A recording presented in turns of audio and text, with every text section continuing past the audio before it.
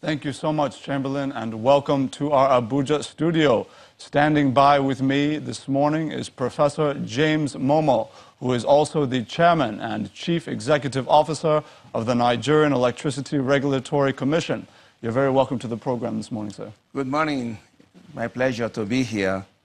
And thanks to all of your staff. And from NERC, we also thank you for inviting us. There are so many issues to get through, so let's start from a recent development that has taken shape, in which the NERC has been asked by the Minister of Power, Babatunde Fashola, to engage with distribution companies in the country to essentially set a competitive transition kind of pricing regime to assuage their concerns about the new direct supply policy of the federal government that will enable industrial consumers, that's manufacturing industries, etc., to buy power directly from generation companies as opposed to electricity distribution companies. How has that process been, and are electricity distribution companies buying in the way that was previously anticipated?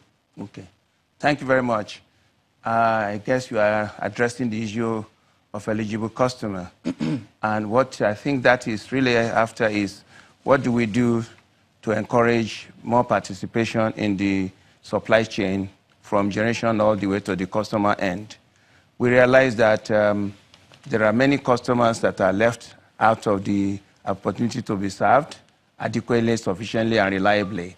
So it is in this context that the issue of eligible customer as a policy given by the Honorable Minister through NERC to set policies that would design, deploy, and make sure the eligible customer is a way of life. It allows all the industries or captive load in the country to be served just in time. It means that we do not have to wait until the distribution company provides the supply to the much needed services. It has given us a chance now that you can franchise, you can participate in this captive load supply in providing embedded generation or any type of power supply that could be based on either wind, solar, or any of the mixture of energy sources.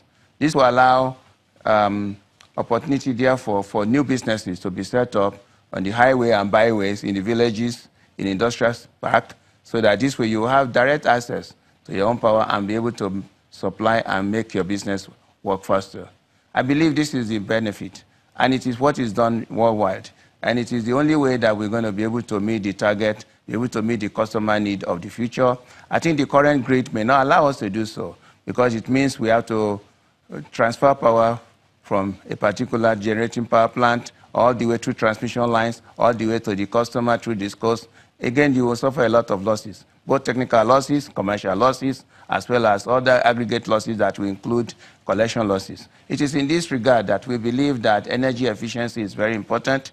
Customers will be able to manage, in fact, the manufacturing company will now be able to manage whose power they want to use, how much power they want, how much money they want to spend on a given month of the year, a given time of the day, and at the same time be able to manage their power supply efficiently. I think these are the critical things, that this new avenue, new technology that we are encouraging, and we are marketing it very quickly so that everybody will be a win-win for both the DISCO, the GENCO, and the customer.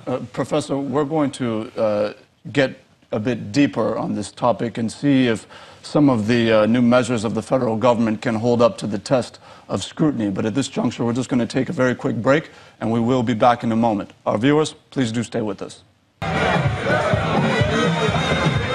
It is an unusual Tuesday morning for staff of the Transmission Company of Nigeria and Ministry of Power Works and Housing in Abuja, the nation's capital.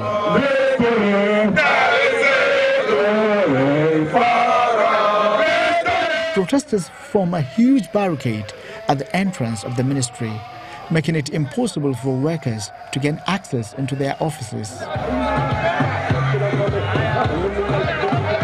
The protesters are members of the Senior Staff Association of Electricity and Allied Companies. Displaying placards bearing different inscriptions and calling for the sack of the managing director of the Transmission Company of Nigeria, as well as demanding for the immediate implementation of the reviewed 2016 salary structure. This man refused to give us ears for salary review, and everybody knows in this country, there are organizations that after 2 years, they sit down with their unions and review salary, because everybody knows what you are earning in January of every year is not the same thing as what you will earn in December of the same year. So some organizations put in 2 years, 3 years to review salary, but this man refused to sit down with us and discuss the issue of salary review for staff. Although no management staff of TCN was on hand to address the protesters, we later get the managing director who responded to some of the allegations. It is the senior staff association we have issue with them because at a point in time, the president had wanted us to transfer him to Lagos to become the general manager of Lagos. But we did interview and we didn't find him suitable for that position. Since that time, he has taken management for a fight. In fact, the immediate and remote cause of the last action that they did was a query that we gave him just yesterday. We gave him a query because he's a staff of TCN and he has to live by the rules and condition of service of TCN. And the reply to the query is the mobilization of those people that he brought. Some of the issues leading to this protest are nagging industrial disputes that have lingered since 2014. It is hoped that all the parties involved will come to a round table one day and address these issues once and for all.